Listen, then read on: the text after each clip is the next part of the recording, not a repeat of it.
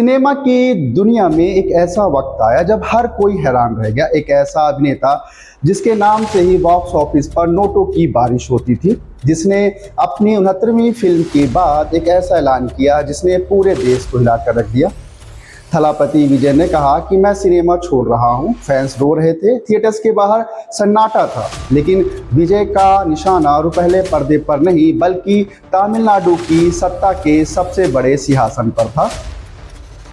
राजनीति कोई फिल्मी सेट नहीं होती जहां विलेन स्क्रिप्ट के हिसाब से हार जाए। जैसे ही विजय ने अपनी पार्टी तमिलिंगा व्यक्ति कंगनम TVK का झंडा लहराया, पुराने और मंझे हुए राजनेताओं ने उन पर हमला बोल दिया। मीडिया चैनलों पर बहस छिड़ गई कि क्या एक एक्टर राज्य चला पाएगा, क्या सिर्फ एक पब्लिसिटी स्टंट है। विरोधियों ने विजय को घेरने के लिए चक्रव्यूह तैयार कर लिया था। हर तरफ उन पर कीचड़ उछाला जा रहा था, लेकिन विजय ने अपने विरोधियों को नजरअंदाज कर दिया। विजय बंद कमरों में नहीं बल्कि तमिलनाडु के सुदूर गांव की धूल में घूम रहे थे।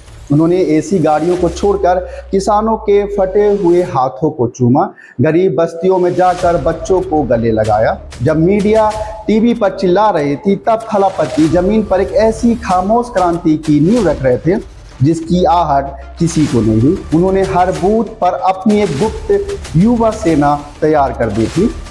चुनाव से ठीक 3 महीना पहले विपक्ष ने विजय की रैलियों पर रोक लगाने की कोशिश की। सरकारी तंत्र का इस्तेमाल करके उनकी पार्टी को दबाने का प्रयास हुआ, लेकिन तभी आया थलापति का वो मास्टर स्ट्रोक जिसकी उम्मीद किसी को नहीं थी। उन्होंने डिजिटल मीडिया और डोर टू डोर कैंपेनिंग का एक ऐसा जाल बुना जिसने पारंपरिक राजनीति के सारे नियमों को बदल दिया। हर एक मोबाइल फोन थलापति का चुनावी दफ्तर बन चुका था। और फिर आया वो दिन जब चेन्नई के मरीन बीच पर पैर रखने की जगह नहीं थी। थलापति की पहली आधिकारिक महारैली, 50 लाख से ज्यादा लोग सिर पर पीले और लाल रंग की पट्टियां बांधे सिर्फ एक झलक पाने के लिए खड़े थे।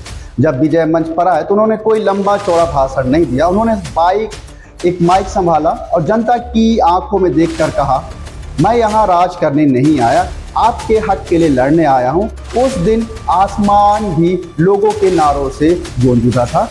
तपती धूप, काउंटिंग का दिन, सुबह के 8 बजे पहला रुझान आया तो पूरे देश सन्न रहेगा। जिन सीटों पर बड़े बड़े मंत्रियों का कब्जा दशकों से था, वहां TVV के युवा उम्मीदवार आगे चल रहे थे। दोपहर होते होते रुझान नतीजों में बदलने लगे। यह कोई मामूली जीत नहीं थी, यह एक राजनीतिक एक ऐसा भूचाल था जिसने पूरी सभी पुरानी पार्टियों को उखाड़ फेंका। थलापति विजय ने पूर्ण बहुमत हासिल कर लिया और आज उन्होंने शपथ ग्रहण किया।